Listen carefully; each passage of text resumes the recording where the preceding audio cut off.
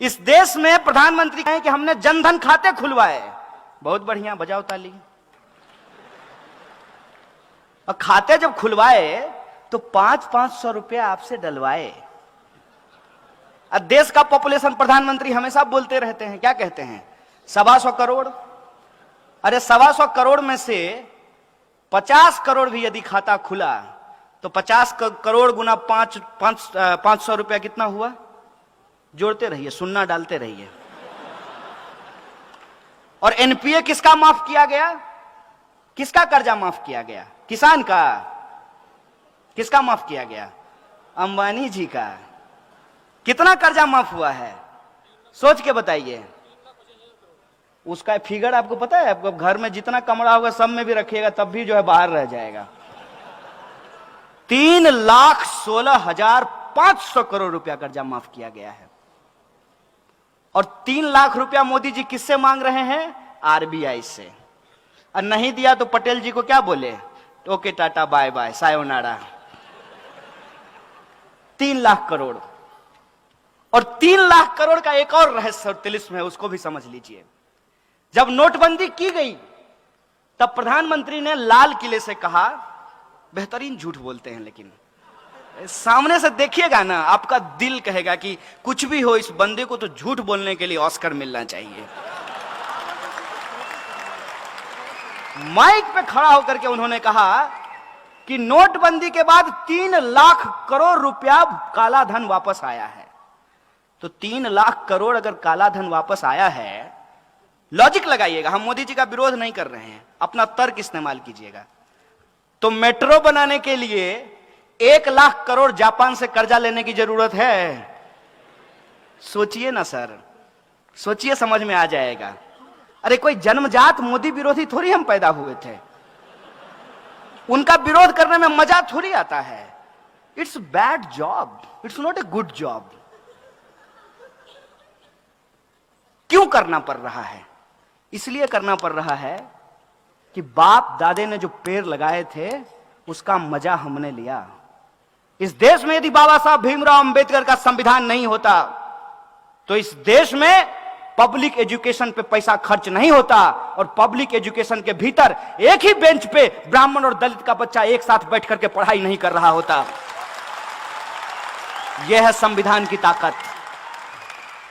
यह संविधान किसी एक जाति, किसी एक धर्म के लिए नहीं है, यह संविधान इस देश के लिए है और देश देश के लोगों से बनता है तो लोगों के हक और अधिकार के लिए है, न्याय और बराबरी के लिए है।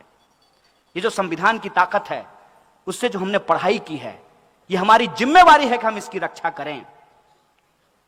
उसी प्रोसेस में आप ये देखिए कि 1 लाख करोड़ रुपया कर्जा ये ले लिए हैं। नारा क्या लगा रहे हैं? Made in India. वाह गुरुजी, कहते हैं मेड इन इंडिया। नागपुर में मेट्रो बन रहा है, कंपनी का नाम पढ़े हैं? कहां की कंपनी है? चाइना की है। आप सब लोग देशद्रोही हैं। कहां की कंपनी है? अभी आप सब लोग भी चाइना बोल रहे हैं। आप जी न्यूज क्यों नहीं देखते हैं? आप लोग जी न्यूज देखा कीजिए। यह है मेक इन इंडिया। क्या इस देश की किसी कंपनी के पास इतना स्किल नहीं था क्या? क्योंकि एक नारा है ना, स्किल इंडिया। तो क्या इस इंडिया में इतना स्किल नहीं था कि नागपुर का मेट्रो वो बना सके? नहीं था इनके हिसाब से, क्योंकि ये स्किल इंडिया नहीं है, इसका एस साइलेंट है, यह है एक्चुअली किल इंडिया। और नोटबंदी से इस देश के छोटे छोटे जो उद्योग धंधा करने वाले लोग थे, जो छोटे छोटे व्यापारी थे, उनके उद्योग धंधों को तबाह कर दिया गया और पैसा आपसे लेकर के पूंजीपतियों को दे दिया गया। और जब आरबीआई ने कहा कि इससे ज्यादा नहीं कर सकते भाई, सितार के तार को इतना ही खींचिए जितना में सुर भी निकले, ऐसा ना हो कि टूट जाए। उर्जित पटेल कहा ओके बाय बाय। यह है इस देश के इंस्टीट्यूशन की हालत। एक एक इंस्टीट्यूट को आप उठा करके देख लीजिए।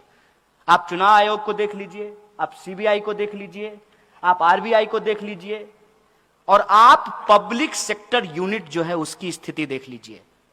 हर पब्लिक सेक्टर यूनिट को कहा गया कि आपको शौचालय बनवाने हैं, लेकिन शौचालय बनाएगा कौन?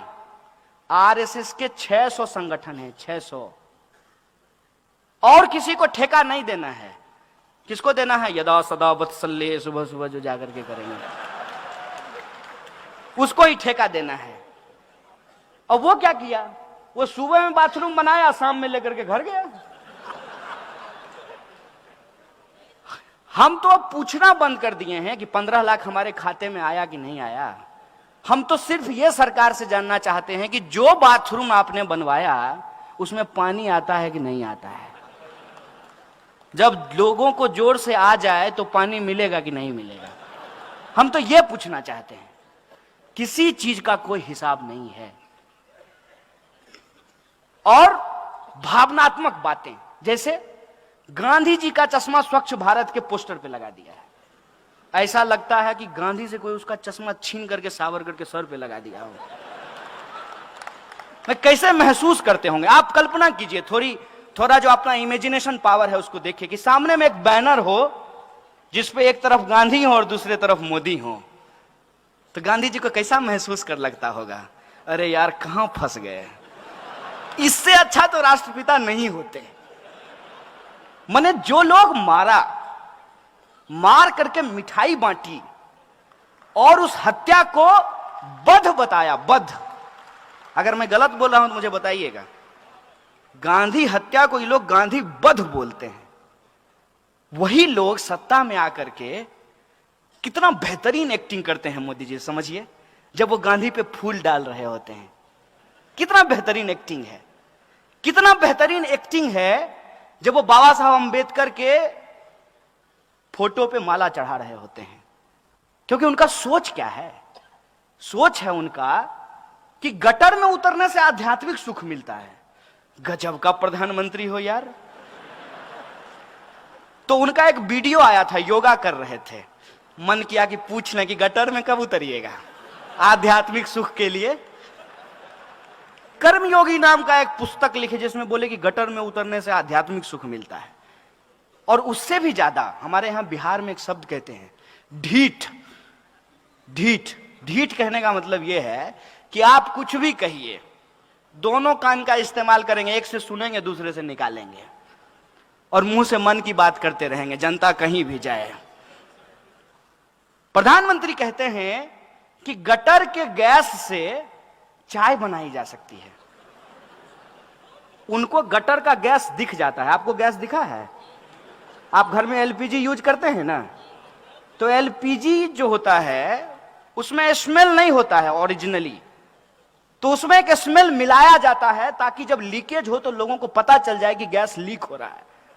प्रधानमंत्री के पास अद्भुत कला है कि गैस भी देख लेते हैं। आंख है कि एक्सरे मशीन है, आप देख लीजिए। ऐसे ही थोड़ी उनको अवतार साबित किया गया है। तो बोले कि एक बार हम जा रहे थे तो गैस से जो है हमने देखा कि लोग चाय बना रहे हैं। अब इसको कोई भी कह देगा कि झूठ है। खुद प्रधानमंत्री के बगल में जब वो भाषण दे रहे होते हैं तो एक आदमी खड़ा होता है एसपीजी का, ऐसे करके, तो वो कहता होगा कितना बड़ा झूठा है यार। क्योंकि वो दिन रात उनके साथ रहता है। अरे अभी तो आए थे रास्ते में, कहां कोई जो है नाली के गैस से चाय बना रहा था, कितना झूठ बोलता है यार। तो बोले कि गैस से चाय बनती है।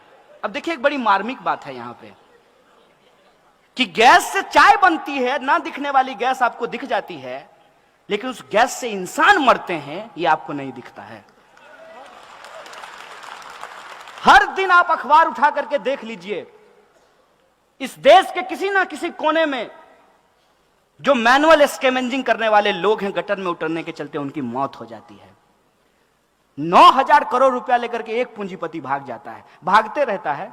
2 योजना मशहूर है प्रधानमंत्री की, देश में पकौड़ा योजना और विदेश में भगौरा योजना है। ये जो है ये साहब एक किसी पूंजीपति से अगर उसका एनपीए ये वसूल लें, 56 इंच का सीना है ना, खुद ही कहे थे, तो अपना 56 इंच का सीना का इस्तेमाल करें और किसी एक पूंजीपति का कॉलर पकड़ करके कहेंगे कि सारा एनपीए सरकार के खाते में जमा करो, और एक पूंजीपति के एनपीए से इस देश में सदा सदा के लिए मैनुअल स्कैवेंजिंग को खत्म किया जा सकता है। लेकिन प्रायोरिटी होगी तब ना। प्रायोरिटी जनता कभी थी ही नहीं। इस देश के दलित, किसान, मजदूर, आदिवासी, महिला, अल्पसंख्यक, ये इनके एजेंडे में कभी शामिल ही नहीं थे।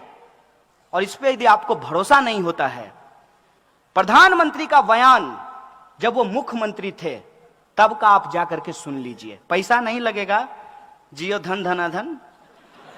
अब क्या वो बनाए अपने प्रचार के लिए, तो हम यूज कर लेते हैं अपने प्रचार के लिए। आप YouTube पे जाके सुनिए। 2002 दंगे के बाद जब पत्रकार ने प्रधानमंत्री से पूछा कि आप रिलीफ कैंप में क्यों नहीं जाते हैं, तो जानते हैं प्रधानमंत्री ने क्या कहा था? प्रधानमंत्री ने कहा था कि वो बच्चा पैदा करने का खान है, वहां जाकर के क्या करेंगे। ये प्रधानमंत्री के शब्द हैं। जिसको आप योगी समझ रहे हैं वो ढोंगी है, कंप्लीट ढोंगी है। और इसको मैं प्रूव कर सकता हूं कि ढोंगी कैसे है। सन्यासी किसको कहते हैं? मैं हिंदू धर्म पे बहस करने के लिए तैयार हूं। बुलाइए किसी भी आरएसएस के प्रकांड पंडित को, मैं उससे बहस करना चाहता हूं।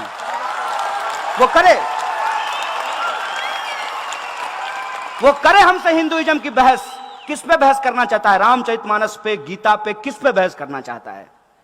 सन्यासी किसको कहते हैं? सन्यासी कहते हैं जो गृहस्थ धर्म को त्याग देता है, उसको सन्यासी कहते हैं ना। वो सांसारिक सुख को त्याग देता है, उसको योगी कहते हैं। भगवान राम अपने सौतेले भाई के लिए, पिता के वचन के लिए, सौतेली मां के लिए अयोध्या का राजपाट छोड़ करके कहां चले गए? जंगल। योगी जी का ओरिजिनल घर जानते हैं कहां है? उत्तराखंड। उत्तराखंड जो है वहां जंगल है, तो ये जंगल और पहाड़ से कहां आ गए? लखनऊ।